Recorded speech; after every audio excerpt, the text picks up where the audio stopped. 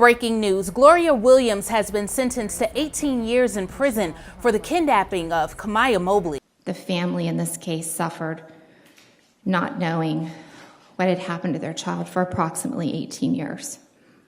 It's a very sad day. We'll have more on this story on the ABC Columbia mobile app. Anthony Bourdain, a gifted storyteller and writer who took CNN viewers around the world, is dead. The famed chef took his own life in a France hotel room. If you or someone you know is battling with thoughts of suicide, seek help immediately. Will the Warriors clinch the NBA championship title tonight in Game 4, or will the Cavaliers come from behind? Vote on my Twitter page.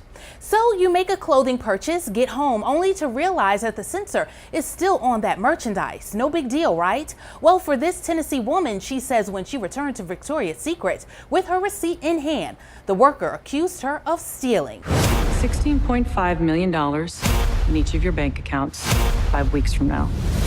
That's a lot. And the Sandra Bullock-led Ocean's 8 could steal the weekend title. Hello, and thank you for joining me from Maine and Gervais. I'm Kimberlei Davis. I hope that you're well this Friday. Happy birthday if you're celebrating today. You share the day with actor-director Keenen Ivory Wayans. Those trending headlines, celebrity birthdays, and your moment in history are all up next today, June 8th. We ask very simple questions. What makes you happy? What do you eat? What do you like to cook?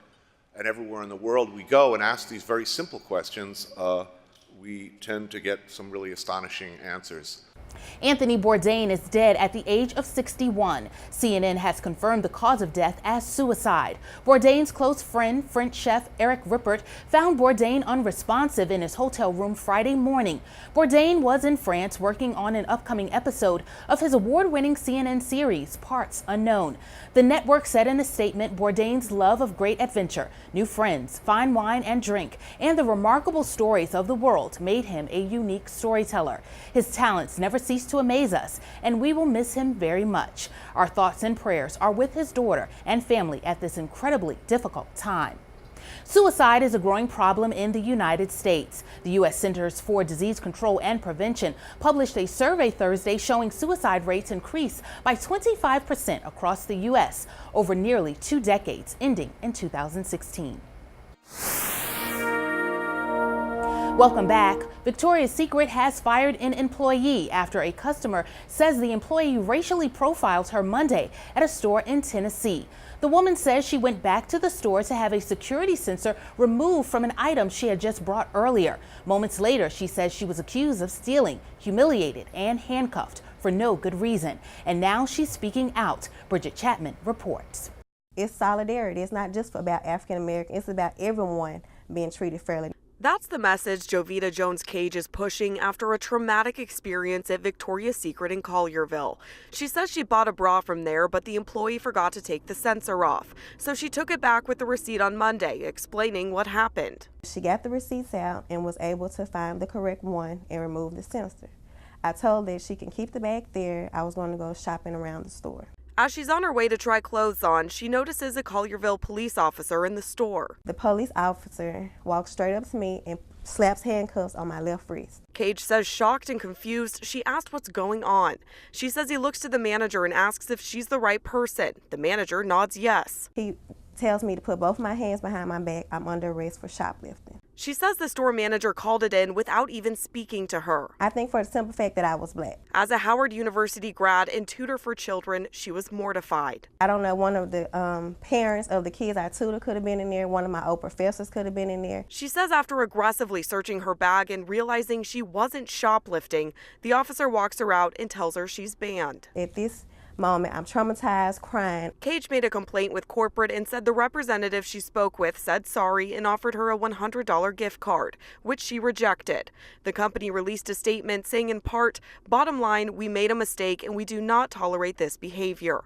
It goes on to say their head of stores has been trying to personally apologize and the associate involved is no longer employed. Victoria's Secret also said they're meeting with every associate in the store to reinforce values and policies. They're going to have to do more than that. I want justice not only for me, but for people everywhere, like the other victims of her racial profiling. I hope after this they will come forward. Cage says she has registered complaints about the incident with the police department and the NAACP. Sandra Bullock, Kate Blanchett, Anne Hathaway, and Rihanna star in Ocean's 8, the latest film in the series begun by Ocean's 11. Rick Damagella has a preview. So you want to hit a jewelry store? Not exactly. A diamond mine. Yes, that's exactly right. Or What? The Met. Sandra Bullock and Kate Blanchett are out for a big score in Ocean's 8. the Met will be hosting its annual ball, and we are going to rob it. Bullock plays Debbie Ocean, sister to George Clooney's Ocean's 11 character, Danny. The nice thing about my character is that I'm just the brains behind it. I don't have the talent. So I come up with it. So everyone else had to perform a talent except for me. I just had to come up with it and act like I knew what I was doing very calmly. What talent might Bullock have if she were part of a real-world heist? I think I'd make a really good decoy. Someone who like has a fit, a seizure, something where I just draw a lot of attention to myself while everyone else pulls off the heist. I really have no skills. I have no skills in that department at all, at all. Why do you need to do this?